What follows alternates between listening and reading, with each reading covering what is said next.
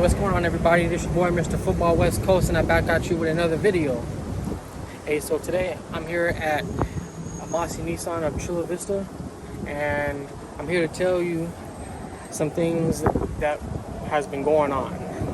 We had a good experience and we had a bad experience. The good experience is that we purchased a car here back in 2014, Nissan Versa SV, and probably a couple years later, basically out of the warranty, the transmission basically, jacks up. And I want to talk to you guys about that. So, if you know about Nissans, you know that they just put in this CVT transmission that's probably been in their vehicles since like maybe 2010.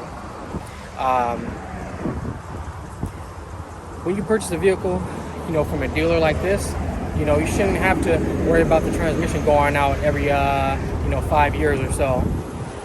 Nissan's supposed to have this track record of, reliability, but that seems to have gone down the drain. All I'm saying is, if you're gonna buy your vehicle, probably buy it from like Escondido or something like that. You might have a better chance of the transmission lasting a little longer.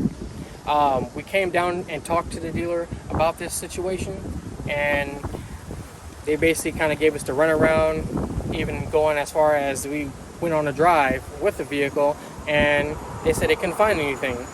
Now, I know it's pretty difficult to find diagnostics in the transmission like that, but you're supposed to have all the top technology, and you still can't find what's going on. It's weird, man. So right now, we're going to be doing a class action lawsuit, and going towards that. So basically, that's what we're going to do. But if you're in California, or if you're in the Chula Vista, San Diego area, do not buy cars down here.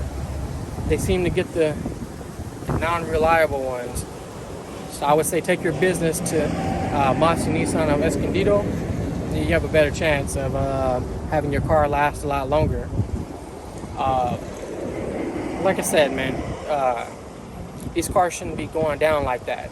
I heard people saying that their transmission failed, after 30,000 miles. That is unheard of. I drive a BMW and never had any problems, and I'm on my second BMW, never had any transmission problems. It's crazy, man. It's crazy what these people do to get your money and then turn around and give you a crappy product. If the product is crappy, I'm not going to pay for it. The car might be cheap, the car might be $16,000, but okay, how much in maintenance are you going to pay for that? I heard people paying $4,000 for a new transmission. That's ridiculous. That's a down payment on another vehicle.